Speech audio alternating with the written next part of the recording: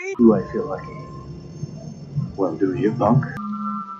Good morning, Vietnam! I love the smell of napalm in the morning. You're gonna need a bigger boat. I feel the need for speed. I wish I knew how to quit you. Love means never having to say you're sorry. You do? You'll shoot your eye out, kid. What's up, film fans? Welcome to another new episode. Welcome to episode 258. Welcome to Knock at the Cabin, and welcome to the Cine-Men Movie Podcast. I'm one of your hosts, Juan, and I am joined by Zach. Hey, what's going on, everybody? Everyone having a good week so far? Thanks for tuning in, listening, watching, wherever you're watching or listening from. Hopefully you're watching us on Facebook Live, or you can watch us on Emo Sawa Productions YouTube channel. Today we are talking the 2023 M. Night Shyamalan film, Knock at the Cabin. Zach, we also have a new top 5, and we're going to talk into some recent watches. How's your week been? You have a good weekend? Good weekend. Well, it was okay weekend, just dealing with some health issues. And overall, this week has went by fast, like surprisingly fast. So what about you? It's been going by pretty quick, pretty fast. Still the same, dealing with some knockdown, drag out. I don't know what you want to call it. Injuries, bologna and cheese. But you know what? I still am here every day talking to you, beautiful people. Zach, I like that pink shirt, by the way. Thank you. It's actually red. Can't really see it, but it's actually a red shirt. So. You should have just rolled with the pink, man. Should have just rolled with the pink. No, can't do that. We gotta disrupt everything that tries to flow. Is it that bad? Kind of. Yeah. If you guys have not been with us lately, or if you've been hiding under a rock, don't forget, this episode, just like all the other episodes, are always brought to you by San Marcos Mexican Restaurants, located right here at 2301 Southwest 59th Street in Oklahoma City, Oklahoma. Give them a call for a to-go order at 405-685-7773. You can dine in or carry out. It's the best Mexican food in the metro area with even better customer service. Let them know that the Cine-Men Movie Podcast sent you and get 10% off your entire purchase. Because that's what we do here. We make sure people get to go home with some food in their bellies and hopefully put on something to watch. Social media, get a discount. And get a discount. Social media, though, you guys can check us out with the Summer In giveaway, which does include a San Marcos food gift certificate up to $50. $50 is a lot of food. Feeds you and somebody else. Find us on the social medias, facebook.com/the Cine-Men Movie Podcast. The Instagram is all one word, the Cine-Men Movie Podcast. Find us on X at Cinemen405, or the email. Just send us an email, cinemen921@gmail.com. There you can find all the links to anything you want, episodes, past episodes, future episodes, giveaways, all the social medias. You can even find the links and pages to our great sponsors. But let's get into some recent watches. Zach, do you have anything you want to recommend anybody, or something that maybe might have slipped somebody's mind on what we should be watching? No, it was a light weekend. Watch next week's episode, 20 Days Later, and then finishing out the month of August, Public Enemies. So excited for that. And then I did go check out The Last Voyage of the Demeter. Overall, I almost saw that yesterday. Yeah, overall a solid, good horror movie. Good performances, good kills. The gore factor was actually really high in this one. Overall, I give it a 7. I think the biggest thing going against it is the pacing. It's a 2-hour movie, but it feels like 2.5 hours, honestly. Oof. So, but other than that, I mean, I'll be honest, it didn't scare me at all anywhere during the movie. Overall, if you if you had to summarize it, it's Alien on a boat. That's essentially what it is. But like I said, it was an enjoyable movie, but I just was the pacing of it was better. So 7 out of 10 for that. If you guys are just now tuning in, if you've been following on the social medias, you're also going to win a digital copy of Knock at the Cabin. Just keep watching, and I'll throw up the digital code that you guys can redeem. You know, whoever finds it and redeems it first, it's yours. I would like for you to send us a comment or a message, though, and let us know that you redeemed it. Recent watches was pretty fun for me this week. Craig told me to watch the documentary on Johnny Manziel, The Untold Football Story on Netflix. Watched it. He's not even here to discuss it. So I'll talk to him about it next week, probably. Fast 10. You know, you watched it in the theater. We almost did an episode about it. I thought it was kind of enjoyable. It wasn't as crazy and outlandish as 9. I thought it was a decent watch. Remember Me, American Beauty, Stuber, Thief, Booksmart, We're the Millers, Angriest Man in Brooklyn. I would say, I don't know if it's streaming anywhere, but I would say I think Fast 10 is worth a watch if you guys are in the Fast and Furious franchise, if you enjoy those movies. This one felt a little bit more grounded. Actually, I think that's about to drop on Peacock not too long from now, maybe at the end of the month. So but yeah, that's what I would recommend. And then it's the first time I've watched Remember Me with Robert Pattinson, and it was a really good watch. I don't know if that's streaming anywhere, but have you seen it? Yeah, I've seen it. It's a pretty good movie. So before we get into the top 5, I'll be giving away that digital code. But today we're talking our top 5 movies featuring a WWE guy. Since we're talking Knock at the Cabin, I figure there's not too many movies out there that have somebody in there, is it? I think it'll be a fun top 5 to talk about. So that's what we will talk about as soon as we get back.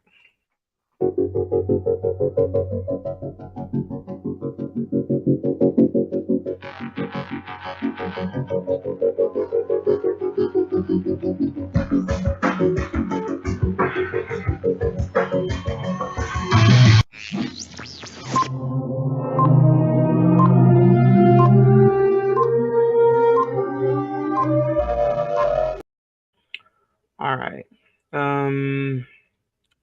Still waiting just a little bit to give away that digital code. So before we get into it, though, let's I got to build the anticipation. I can't just get on here, say my highs and buys, and then just give it away. What kind of cheap hooker would I be if I just showed up and gave it away just like that? I have a few honorable mentions. I'll just run through them real quick. Legendary with John Cena, The Condemned with Stone Cold Steve Austin, and Stuber with Batista. You have any honorable mentions?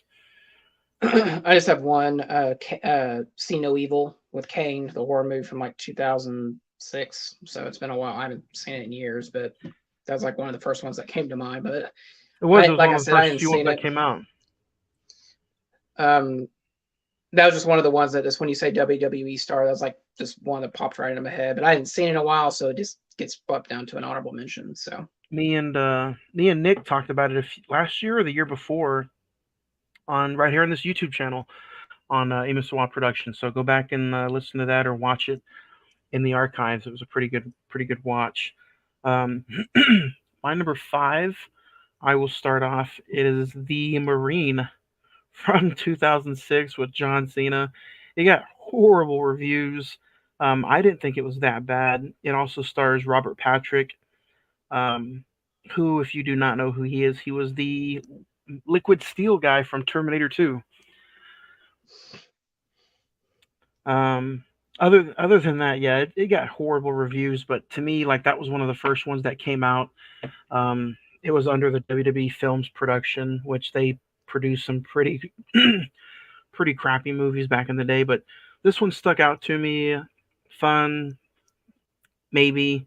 It's only an hour and a half, and I think it's streaming on Hulu, so go check it out. The Marine from '06. What do you have at number 5? Number 5 for me is going to be a war movie called The Wall from 2017 with Aaron Taylor Johnson and John Cena. Yep. Two American soldiers are trapped by a lethal sniper with only an unsteady wall between them. Man, from what I remember, this movie was so atmospheric. You didn't know what was going to happen, how everything was going to go down, and by the end of it, you're just kind of like, wow, that was really well done, really well acted. It gives you more appreciation for our veterans and soldiers who go over there and risk their lives to protect what we love and hold dear to us as Americans. Just overall a really good movie, and surprised that it was directed by Doug Liman, who did the first Bourne Identity, Mr. and Mrs. Smith, Edge of Tomorrow, I think, with Tom Cruise. So just really well done, and it's sad that not a lot of people know about that movie. So number 5 is The Wall. Yep. That's a pretty unique movie too. It's almost like it's pretty much just them two stuck in like an area for like most of the movie, right? Yeah. Yeah. Number 4 for me is also from 2006, Gridiron Gang with The Rock. It also stars Exhibit and Kevin Dunn. It's about Sean Porter, Dwayne The Rock Johnson's character, pretty much is the what did you call, not athletic director, but he's like he's an athletic counselor for the teenagers at this juvenile facility. Pretty solid flick, and it was one of his earlier films, and he still gets a lot of praise for it today. So Gridiron Gang from '06 is number 4 for me. So what about you? Number 4, mine's going to be the updated version of the Suicide Squad with John Cena, Idris Elba, Margot Robbie, Stallone, Joel Kinnaman, directed by James Gunn. I wasn't on that episode. I think I had COVID during that time, but just a much better version than the 2016. It does everything that James Gunn knows how to do. Takes a bunch of nutty characters and puts them on an adventure. Really well acted. John Cena was so good. He got the Peacemaker series on HBO, so I think it got renewed for a second season. I'm not for sure. That's probably before the whole James. Well, is he part of the reboot? Do you know? Yeah, the Peacemaker. He is going to be part of this new world. I think so. Yeah, because I think the Peacemaker series was a huge success on HBO that they want to continue it. But he's definitely awesome as Peacemaker. He vibes with the rest of the crew, the rest of the actors, especially Idris Elba, especially by the end of the movie. Just a really, really fun, what the Suicide Squad should be, like Guardians, essentially. So that's my number 4. Oh, 3, we're going to talk about it today. Knock at the Cabin, number 3 for me. Okay. Number 3 for me, the other James Gunn movie, Guardians of the Galaxy with Batista. You could really make an argument that might be the best Marvel movie, the first one at least. Great characters, great soundtrack, great story. What it's essentially, looking back in the Marvel phase that we're in now, that's the ones that I miss. Just the good, into little solid stories that don't really have a big connection to the old overarching universe, but you can still have fun with them, and you don't have to see like 15 episodes of a TV show to understand it. So, number 2 for me, there's like just a glimpse of a former WWE guy in this movie at the very end, so take it with a grain of salt, but I think it has to be mentioned. The Wrestler, directed by Darren Aronofsky. It has Ron the Truth Killings in it, which is R-Truth, currently still with the WWE, and Ernest the Cat Miller. But I thought this movie should be on the list somewhere just because of how almost near perfect this movie is. Mickey Rourke, Marissa Tomei. I still don't know how we went like almost 6 years and have not yet talked about this movie. and the director is just flawless. Do you think he has a bad film? I mean, Darren Aronofsky is like the original A24 because his movies are so different, so unique. we I just got talked done about The watching Whale, Mother like a few weeks ago. yeah, and we talked The Whale earlier this year. So I have to be in the right mindset to watch his movies, but I appreciate what he does as a filmmaker. So But yeah, that's number two for me. I mean, I don't think you can have a list like this and not even think about this movie. Um, hmm have you seen this, Zach? yeah, it's been forever, but yeah, I've seen it. It's not streaming anywhere. You can rent it on Amazon Prime for like $2.99. But number two for me is The Wrestler. What about you, Zach? What's number two for you? My number two is going to be I think I had it as my favorite Dwayne Johnson movie, San Andreas, 2015 big disaster movie where he has got to go save his daughter in the middle of San Andreas after a huge earthquake. That's all you need. That's all I care about. You just want to see destruction all over the place, and it delivers. And I, The Rock is actually good in that movie. It's one of his better performances, and it's an hour and 54 minutes. Round that up to 2 hours. It flies by. It really does because you get invested in the rescue mission. So That also has Nev Campbell in it, right? no, Which one is that? Are you sure? pretty sure I don't think she's in that. She's in a Could be movie with wrong. The Rock.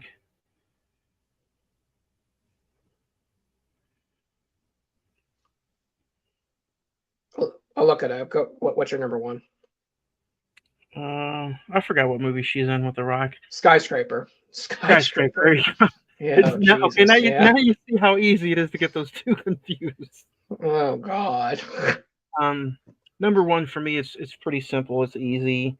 Um, Longest Yard. There's like a dozen of them in there. Kevin Nash, Goldberg, Yeah. Stone Cold Steve Austin.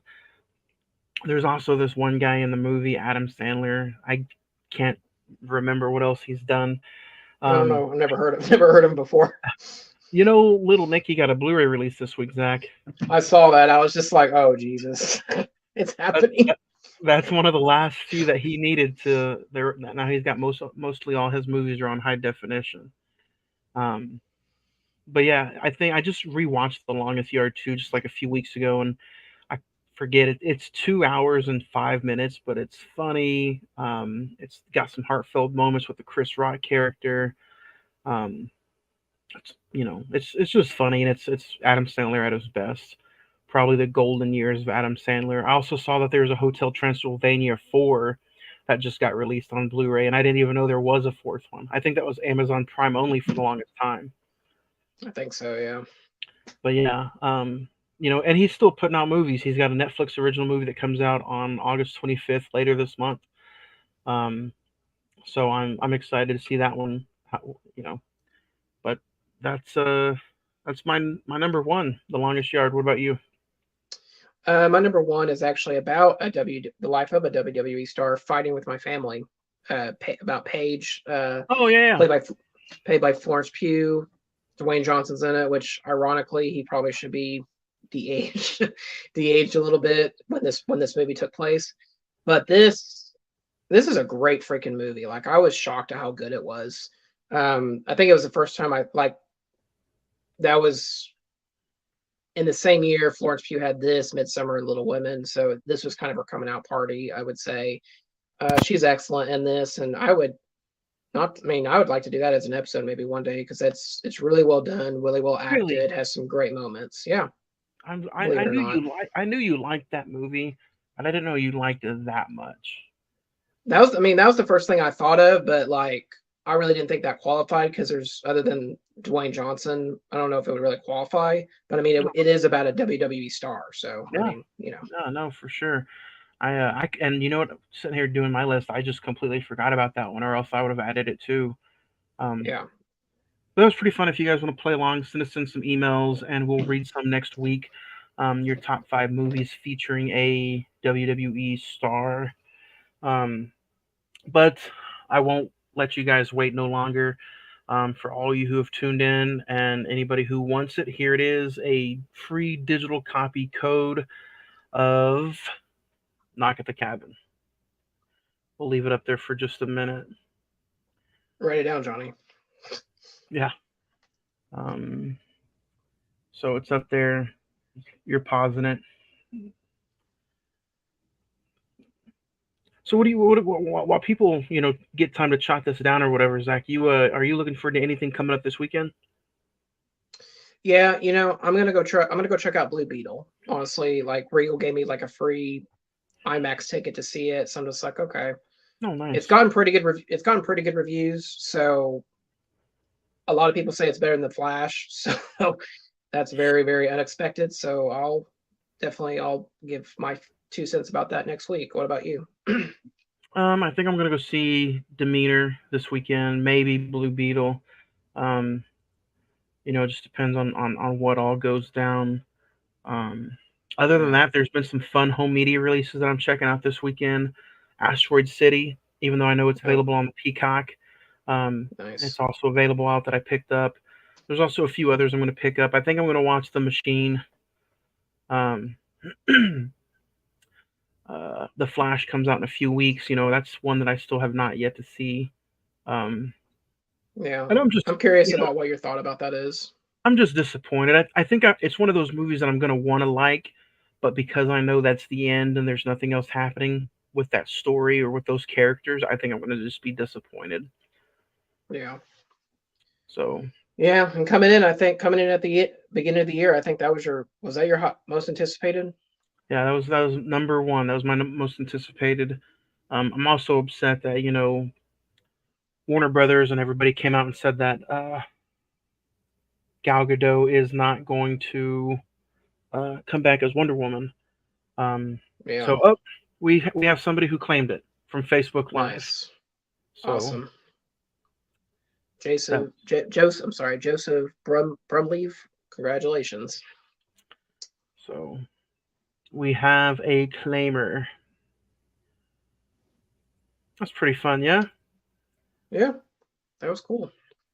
So you can tune in, watch Zach, win something for free. Next week, if we can ever get Edward on the show, he's supposed to be giving away a double Whopper coupon meal, but he's just, maybe he had to go find one. It's just hard to get on this show, and but he promised us a double Whopper coupon meal, guys. If you want to tune in next week, we'll even got one. I'm not even joking. I got one sitting on the kitchen counter right now. I can run in there and get it. There you go. So if Edward, I know Edward will join us one day, but we need that double Whopper coupon meal, Edward. If you could somehow help us out. Totally. But today we are talking about Knock at the Cabin. It's hard to believe this movie came out all the way back in February. But that is what we're talking about today. Currently on IMDb, it's 6 out of 6.1. Rotten Tomatoes is at 67%. The Metascore is at 63%. The Google users only liked it at 61%. Came out February 3rd, 2023 this year. With a budget of $20 million, it grossed a little over $55 million at the box office, based off of the novel Cabin at the End of the World. While vacationing, a little girl and her parents are taken hostage by armed strangers who demand that the family make a choice to avert the apocalypse. Starring Dave Bautista, Jonathan Groff, Ben Aldridge, Nikki Bird, Rupert Grint, Abby Quinn, Kristen Q, and directed by M. Night Shyamalan. Zach, you know the details. First time versus now. You got to see this in the theater. What was it like in the theater, and what was it like for the rewatch? Yeah, I don't know if we did a top 5 of 2023 just movies for the whole year, but if we had done that in January, I'm sure that would have been like maybe 5, maybe an honorable mention, because the trailer set this up to be like a really cool experience. When saw it in the theater, and overall, there was a part of me that I was disappointed by it. We can get into it, but I mean, on this viewing, I have similar complaints, but I thought the viewing of it was better than the first time. So, what about I you? was I was kind of the opposite. I didn't see this in the theater. I checked it out on the home premiere of the Peacock before I picked it up on home video. I was really worried that this was going to be too M Night Shyamalan. I thought it was going to be filled with head scratchers and just a big twist at the end. But I probably went in with low expectations, and I've seen this movie now 3 times, and I still enjoy it every time after since the first watch. Okay. There's definitely some nitpicks I have about this movie. It's not perfect, but I do think it's probably the better movie he's done in the last. I think this is his best movie since uh, Split. Probably Split, yeah. Yeah, So because he had old old. old was okay. I was very disappointed in Glass and Split. Glass was 2019, Split was 2016, and then The Visit was before Split. So yeah, definitely the best one since Split at least. So So let's kind of get into it. Let's talk about it. Some gripes, some nitpicks. Um, you have the opening. Batista meets Win. Leonard mhm. is Batista. So Leonard meets Win. I thought from the beginning the movie started until the end, I thought Leonard Dave Batista was the best part of the movie. He really, Yeah. really shocked me with how just gentle, but yet how creepy and eerie he was. Um, you know, and he is that kind of like the actor, that character, even in the ring, super, super calm, but yet he can just blow up in the matter of a hat, whether he's on the mic doing a promo or whether he's in Guardians of the Galaxy. He's a really solid actor, and I think this is one of his best performances. Yeah, I would agree. I think the his performance is definitely, I think it's the best performance in the movie by far, obviously. Um Everything you just said, he has a very good combination of a collected demeanor, but also could just crack on a certain note. Um, the other, I'd say the other highs about this movie, the cinematography. I thought this movie was shot really, really well. I I I really appreciate Shyamalan's ability to have just real up close, just hold on people's faces or actors' faces, the characters, and then you just get all um their wants, desires, how they feel in those certain moments, especially between Win and Leonard, how it's just kind of going back and forth. How Win is very much like a very steeled frame, and Leonard is just like off kilter a little bit. I thought that was kind of a really good choice. And the sound design was really good. Like when Leonard's walking and you can hear like the boots on the gravel, I thought was really well done. Um, and I thought the actors who played the dads, Jonathan Groff and Bill Aldridge, were really good. I liked the subtle divide between them as the movie keeps go the crack between them as they go farther and farther into the movie. One is definitely he knows his beliefs, but the other one is really starting to question it. And you don't really know if him hitting his head is doing it, or he really did see something like in the mirror, like he saw like a flash of what's going to happen or whatever. Um, so yeah, like those are definitely the positives of the movie, in my opinion. No, I'm right there with you. Some big positive, like you said. I think it was shot on location at an actual like outdoors cabin. Um, Hmm. so you can tell the shots were unique, were um, organic is a word that we haven't got to use a lot. So the shots were organic. I didn't mind the two dads thing, and I really did enjoy two, like you said, diverse feelings of one believes that it's happening, one's kind of starting to question it. Um, but the actor who played Andrew, man, he really, and I think it's just maybe he was playing his character just that good, but Yeah. he was probably my nitpick in the movie. Oh, really? And I think it's just the way his character was written, about him being just you know um, short. He had a short fuse. Um, Hmm. he just wasn't looking to get. It was his way or no way, and it kind of showed in some of the flashback scenes as well, like the bar fight scene. Well, and it's also he had which I appreciated at certain points. He had an answer for everything. Oh, you see that at the bottom? That was a recording. Oh, You know? you're talking about the tsunami that was like 3 weeks ago. Like why? Like you can't bring all this stuff in and tell me that's what's happening. You know, um, the flashbacks. Shyamalan has a. I've noticed in his movies he has a tendency to show character moments told through fast flashback in order to tell why they are the way they are in the present. These flashbacks, I think they do work. I think we get maybe one too many of them. I think that I understand that they have to show how they got when in their lives, and that makes sense. I don't think they should have But showed the one with the parents. yeah, I mean, we you could get that. Maybe one of the parents was not okay with it, okay with their relationship. But why show that? Because I mean, what's the reward for showing that scene? Because I can tell you now, when this movie was released, even look at some of the comments now.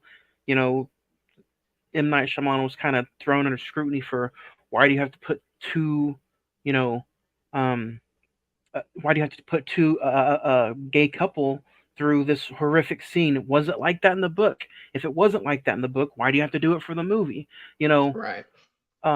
what's your thoughts on that? I was sitting here kind of thinking about it. Because I don't know about the I book. I don't either because I didn't get a chance to read it before the movie. Um, I kind of get why he did it because if the family if their family wasn't going to accept them for who they are, you can kind of get why when they're quote unquote chosen that maybe this is they're prejudiced or they're stereotyped or they were chosen because of their relationship. And it ties into Rupert Grint's character of he was the one that attacked Andrew at the bar, and that comes back into play later. So even though it wasn't his, even though his face wasn't shown in the bar scene, you do think it was him? Oh yeah, yeah. It was. I mean, Rupert Grint has clearly like red hair, and that character had like red beard, red hair, everything. It was just like Let's talk the only about some. thing Go I ahead. would say Rupert Grint is he's only in the movie for about maybe 10 minutes, 10, 15 minutes.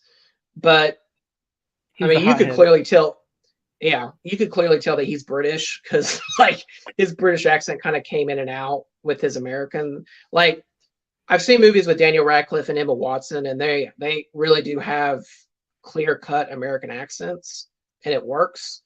Him, not so well. I haven't seen the Shyamalan show. That's on Apple TV. I haven't seen that. I've heard good things. Servant. I haven't seen it, but I've heard good things about it. He's on there. But on this one, he wasn't bad. It's just you could tell that he needed some work with the American accent. So Let's talk about the guys who were in this movie. So, obviously, you got Leonard, played by Dave Bautista. Redmond is yep. played by Rupert Grint. Adrian is played by Abby Quinn. And then you have, um, where'd she go? Sabrina, played by Nikki Bird. Um, Yep. what what was your whole concept of having these four almost being like, you know, the ones who bring the deed, and if they don't deliver the deed, the world goes to an end? Did you appreciate the four? Obviously, Batista stands out of all four of them, but let's talk about some of the deaths. The tsunamis happen when Redmond dies. Um, when Adrian dies, the X9 virus comes out. Mm-hmm. Sabrina runs off. Now we don't know what happens to Sabrina in the movie, but she runs off and she escapes. Sabrina not Ben Aldridge. Andrew's able to get a shot off for her into her stomach, and Only she she kind of dies, though. she dies, but Leonard still does like the ritual to actually finish her off, and I think Oh, that's okay. when the lightning and the fire starts to happen. Yep. Or And then no. Is it the planes? The planes fall out of the sky, and then when Leonard plane. dies, the fire and the Yep. lightning. Yeah. So the planes fall off. You were this. I'm sure this is definitely a CGI scene, but the scene where Redmond dies and you get the Cannon Beach scene with the tidal waves coming. Yeah. Like to Yeah. me, this almost felt like more of a apocalypto thriller than it did a horror movie. I almost felt like I was watching kind of a darker, um, The Day After Tomorrow. Yeah, and I was going to bring that up because it was. I think at the end of the day, I think he was trying to make a psychological thriller like he usually does. Of is it not? Who are you supposed to believe? While Leonard turns on the TV just to explain. Okay, here's the next thing. Here's the next thing. But Andrew's sitting there going like, no, that's a recording. Did you not see that? That virus, the numbers of that virus are not even as real as they're depicting or whatever. I have a hate-love relationship with it because while it shows, I felt like you could just reduce it and just they don't show the outside world of what's going on, and we wait till the very end to see if it's true or not. But I feel like I'm rambling, and I apologize. At the same You're good. time, I appreciated that they didn't win at the end of the movie when it is revealed everything that Leonard said is happening. They didn't cut to a whole worldwide shot of everything being on like destruction and death happening. I appreciated that. So they still kept it limited, but they also expanded it, if that makes sense. So yeah, of course. Do you feel like this movie needed to be longer to have more, descriptions of why these guys are actually here? Or to me, I enjoyed the process of, I really did believe Leonard's character, but my whole guessing game was between the two fathers. Did you feel like it needed to be a little bit longer to, prove Leonard's theory maybe right or wrong? Like, where did they actually come from? No, because I kind of timed the movie a little bit, and at the hour and 10-minute mark, which I think is when no, I think it's Adrian's death, or when they try to escape the second time. It was right after Adrian's death. When Andrew goes out to the car to get the gun. Yep. I had the same feeling in the theater that I did this time, where it's just like, okay, how much more of this is there? Like, not pacing wise, but just like how much story is left. Because at this point, you're just kind of, I feel like it was just kind of dragging its feet just to make the length longer. This movie is an hour and 40 minutes. What is it? Hour and 40 minutes? I think you could have done this in an hour and 30. Just shave off 10 minutes. I think it would have been a little like, it would have been a little bit better. Besides the parent flashback scene, what else would you have cut out? Because I think every other scene is kind of pivotal. And that's the thing. I mean, I think that wasn't 10 minutes worth of film right there. Well, and I think honestly, I think you could. Well, okay. So I think you could have cut out a little bit more of the flashbacks, just show how they got Wynn, and then you could cut out the scene of them driving up to the cabin. That, and you could have cut out the scene. I think you could have got rid of the whole Rupert Grint bar attack scene of I was being targeted type thing, because that really doesn't. Well, that goes. I know. Go ahead and finish that. No, I was just saying. It really doesn't have. It doesn't. It plays into the idea of are they really chosen by a greater power, or are they just like I put in my notes? Is this real or is this mental health? That's the whole thing between this movie. And that goes all the way back to, did M. Night need to make it about two dads? Yeah. because if you don't make it about two dads, you do save yourself maybe 10 or 15 minutes. Um, Yeah. but Leonard says that when they all come back in the cabin for the last time, he says, "You were chosen because of how pure your love was." He tells Yeah. them why they were chosen. That's true. So again, did it have to be the two dads thing? Because I know M Night got a lot of wind when the movie first was released. You know, because why is he hating on them? Why is he putting them through so much hell? You know, Mhm.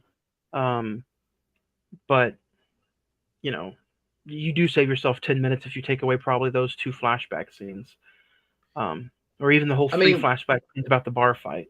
But again, the bar fight could, it could symbol that, um,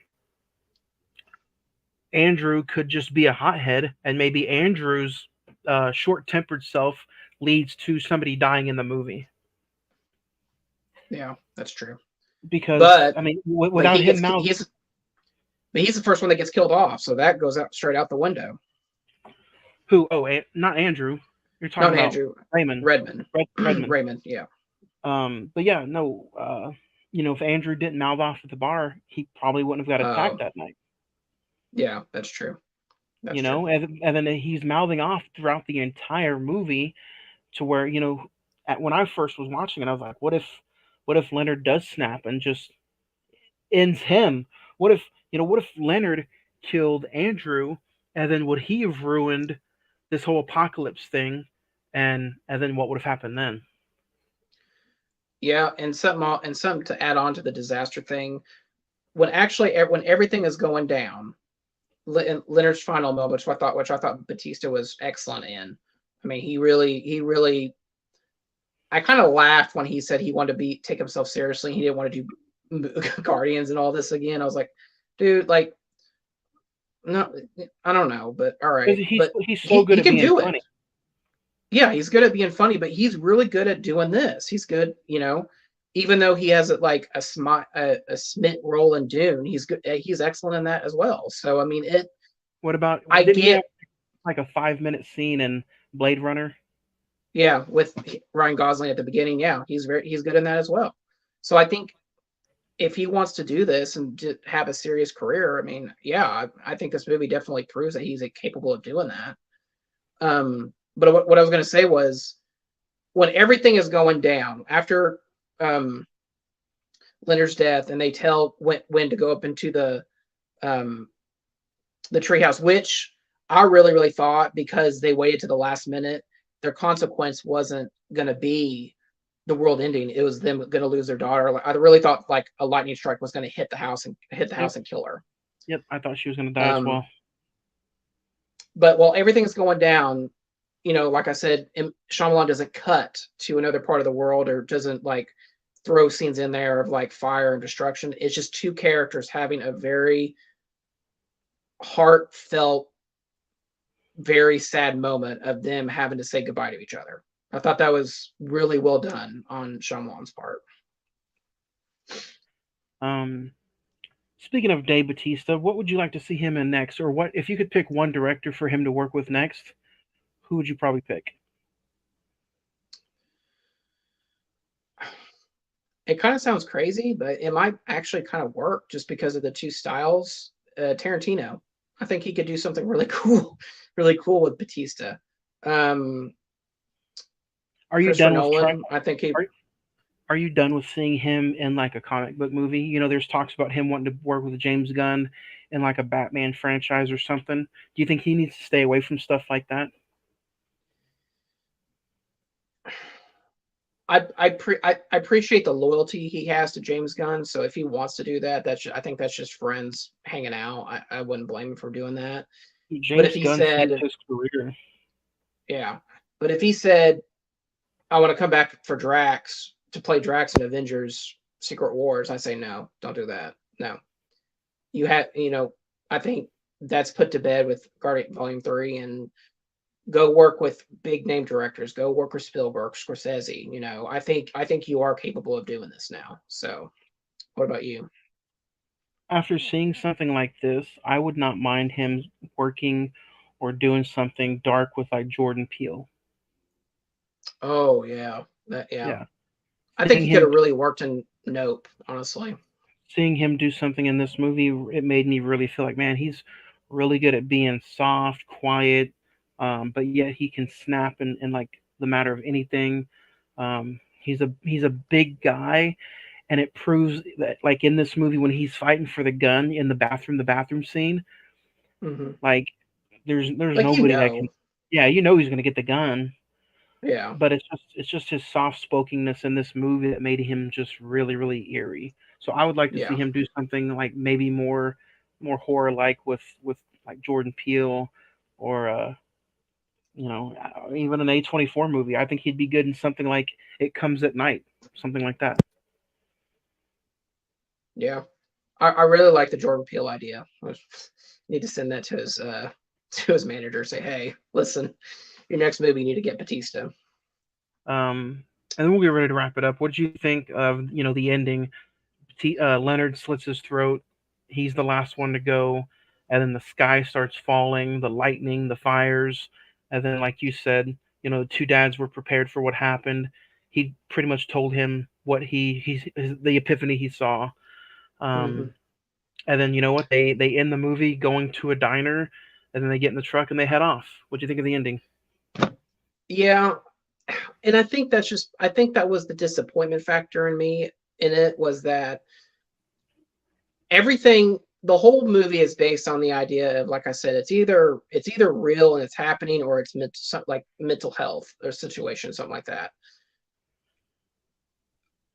Every Shyamalan, there's a big twist. This one, I don't think it needed you it. could, but I think that's why people go see his movies, is because they want to know like what the big twist is. And for me, I guess the twist of the movie is it was real. They get to the Well, diner and they show everything. let's look at this then. His last good movie was Split, and other than Yeah, Bruce Willis showing up, you had no twist. You didn't need it no, because the movie and the no. performances were so good, and James McAvoy delivered. I think it's the same thing with this one. Uh, Knock at the Cabin delivered. It didn't need a twist. Batista delivered. The performances were real good. It was short and sweet. And like I said, I don't think you needed Bruce Willis at the end of Split. Um, and come to find out, you It, didn't because Glass was so horrible. well, and like his movies are so. I think that's why I'm always continue. Always will always continue to see his movies, because I want to know what he's able to still do. Because like the only other Shyamalan movie we talked about is Signs, and all of us love that movie, and it's the same thing. It's atmospheric as hell. Great performances. The big twist of the water kills the aliens. You, I think it's an added bonus. You don't really think about that. You just want this family to survive. Split is the same way. James McAvoy does such a good job as his character that by the end of it, when Bruce Willis pops up, you're just like, wait, that's what this is? I like it better as just this crazy guy, as this Yeah. mental health person that's kidnapped these people. But his other movies, like Old from a couple years ago, Okay, I so think let's take a look at this. What if the ending of this movie was, they were driving towards they left the diner, they were driving towards a beach, and then you look in the mirror of the truck, and the little Asian girl is in her 20s already because he tied it in with old. it's What would turned. you have done? What would you have done? I would not have been on this episode because I would not be rewatching this movie. But at the end of the day, Old and The Visit and uh, Lady in the Water or The Village, I think those have to have twists because those are just not as strong as something like Knock at the Cabin or Signs or Split. And So, I get a lot of flack for liking this movie, but one of the movies I like that he did is The Happening. oh yeah, And I don't know why, but I saw that movie when it first came out in theaters, and I just thought it was a really unique, different concept. Maybe it's because I'm a Mark Wahlberg fan, but thought the I thought the concept was telling. I thought it was a pretty good idea. And of course, in real life, plants and trees can release toxins, but yeah. I don't know. Nobody So likes that movie. You know that tree. You know you got hurt by that tree, so it's got its revenge. That's why. Yeah, see, there you go. I knew M. Night Shyamalan was the director of my life. So, But um, what about but any? like I said, the twist thing, that I think that's just my own personal. You know, that's what I expect to go into one of his movies. So, favorite scene wise, Would you go I see? And so you did before you do favorite scenes. It doesn't matter really what he'll put out or what kind of reviews he gets. You'll go see his movies opening weekend or second weekend. yeah, I think The Happening, Lady in the Water, After Earth, The Last Airbender. I think I think maybe because his kids are grown up, he's able to go back to what he's really good at. Like The Visit's not a great one, but it's back to that Shyamalan horror thriller thing. And he's continued that all the way through here. Even something like Old, which is more of a science fiction thriller, you know. He needs to do something like, you remember Devil, where they're stuck in the elevator? He produced Oh that yeah, one. I think he needs to do something, just a flat out horror movie like that. I think he could be I think he could be very good at that. we could just call it escalators. Escalators. Right. So, Favorite scene? but yeah, I, you know, I feel like you're in the same boat. You're kind of curious about what he's capable of doing still. He's 53. I can't even believe he's in his 50s. That's hard to believe. He still looks good. Um, Favorite scene, I'd probably say the introduction of Leonard when he's talking to Win about the grasshoppers. I thought that scene was so well done, shot beautifully, two good performances, even from the little girl. Hey Zach, so Um, go ahead, and name off a few of your favorite scenes, and then if you mhm, will for me, talk to the listeners real quick about rodeo cinema after your favorite scenes. okay. So yeah, it was when Leonard gets introduced to Win, or Win gets introduced to Leonard. I thought was really well done, really good cinematography in that scene, great sound design. Um, and honestly, each time when one of the characters died, whether it be Leonard, Sabrina, Adrian, or Redmond, I thought the intensity and the atmospheric tone of the film really worked. So in that regard, I get that's some of the stronger points. I probably should have mentioned at the tail end of this. So yeah, those are some of my favorite scenes. And like I said, like Johnny said, I wanted to let me talk about Rodeo Cinema for a second. They've been a good supporter of the show for quite some time now. They're located at 2221 Exchange Avenue, Oklahoma City, Oklahoma. They are a non-for-profit, excuse me, non-profit cinema movie theater in the stockyards of Oklahoma. They show all kinds of stuff, whether it be brand new releases, A24, independent. They do throwbacks. Um, just to kind of read off some of the stuff that they're going to be doing. Rush Hour 72 award show, To Which We Belong. It's OACD presents. So a lot of independent stuff. They're showing some OTA Movie Club, the 35th anniversary of OTA's Movie Club, which is a really cool program that PBS has. They always show old movies and stuff like that. So I think that's really cool. So yeah, go check them out. Tell them that the Cine-Men Movie Podcast sent you, and support a local Oklahoma business. Especially if you like to go to the movies. So. Um, and the interesting thing about Shyamalan is it's it it'll be interesting to see how much more he has left in him.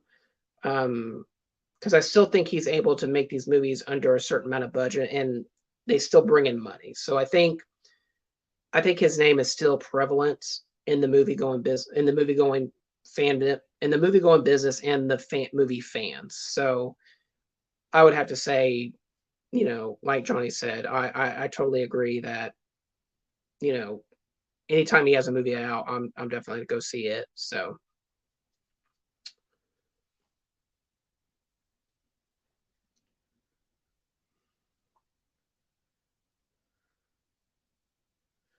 Just bear with us, folks.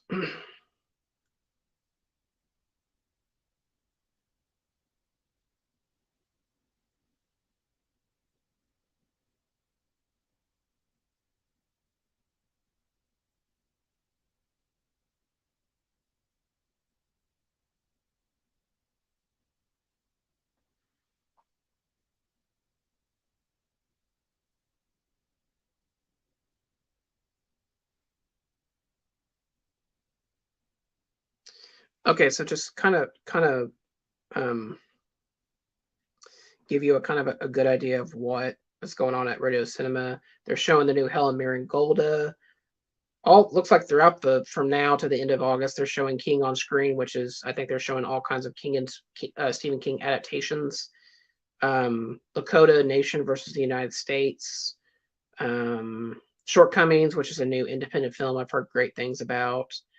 Theater Camp, which I've heard good things about, and the Unknown Country, which is a special Q&A screening. So yeah, Radio Cinema does put out good quality films and documentaries, depending on what you're in the mood for. So check their schedule, check them out on radiocinema.com, and tell them that the Cinema Movie Podcast sent you.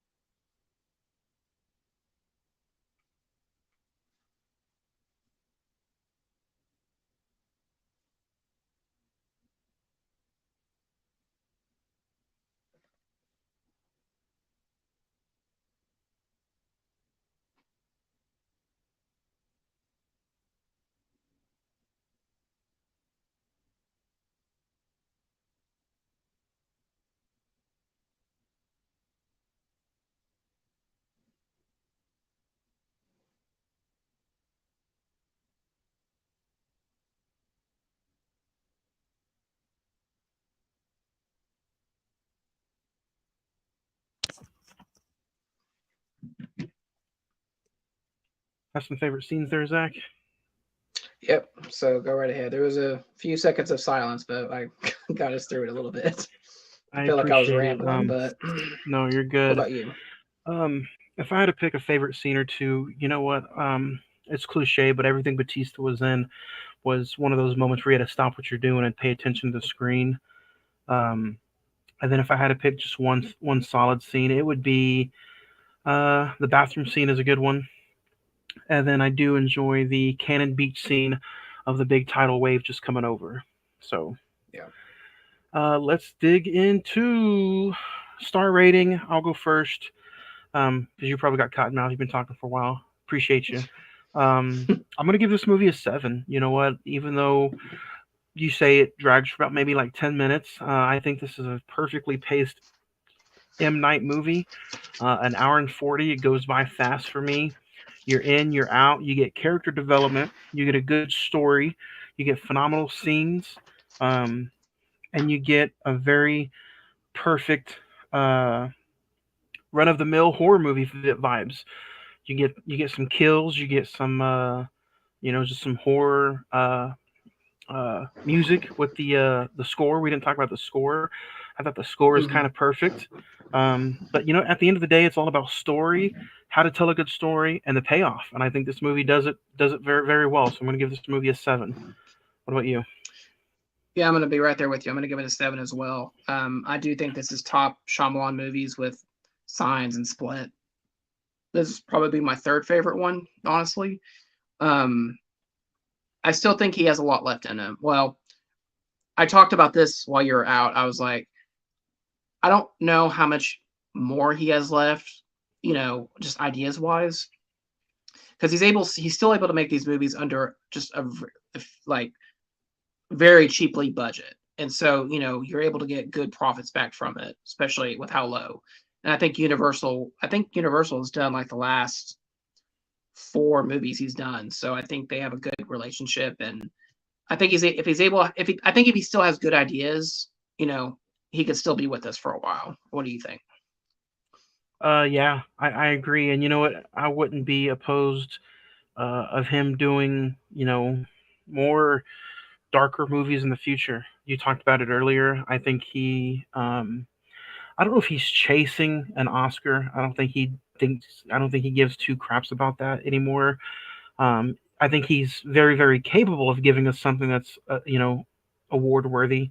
But I think at the end of the day, it's right now for him at the stage of his career, it's about him being, having fun with what he's doing and putting out a good movie that can still gross 55, $60 million. And I think as long as he's happy doing that, I think we're going to end up getting some more solid movies from him in the future. Yeah, I mean he made Split with $9 million, and that grossed Yeah. almost $300 million at the box office. Yeah. Knock So at the so Cabin. he's money. Yeah, Knock at the Cabin made this was 20 million and it made 55 million worldwide. So he's able to get the budget back. So like I said, I think his name still has recognition and people are still interested in it. As long as he does the good ideas and he doesn't really focus so much on the twist, that he's known for, then I don't know, maybe he could have a third chapter of his career. We'll just have to see. Up next though, next week, Cillian Murphy is on a hot streak right now with Oppenheimer. It's what everybody's talking about. But next week we talk about a movie that kind of kickstarted his career, and next week, ladies and gents, we talk about 28 Days Later. Next Wednesday, August 23rd, 28 Days Later from 2002. Zach, in a few short words, are you excited for 28 Days Later? I'm excited about the conversation. I'm excited about just getting your guys' opinion about just did this kind of just revamp the zombie genre, and how I'm going to make some comparisons, and I'm interested to see what you guys think about how this movie came out 2002, I think 2003. Yep, 02. 2002. 21 years later, how does it still impact the horror genre and zombies? So it'll be a fun conversation. I think because of what happened 2 years ago, I think it's revamped everything. Yeah. Well, yeah, we'll talk about that. But 28 Days Later next week is what we're talking about. So go check it out. Go rent it. Go find it at the library. Stream it wherever you think you can stream it. And we'll talk about 28 Days Later next Wednesday right here on another new episode of the Cine-Men Movie Podcast. Zach, we're putting the final nail in the coffin on Knock at the Cabin. Anything else until next week? We're good, man. We're off and running to the races. It's hard to believe we're halfway through August, and that just baffles my brain. Yeah. Cooler weather and cooler shows coming up next week. Don't forget 28 Days Later, new episode right here on the Cine-Men Movie Podcast.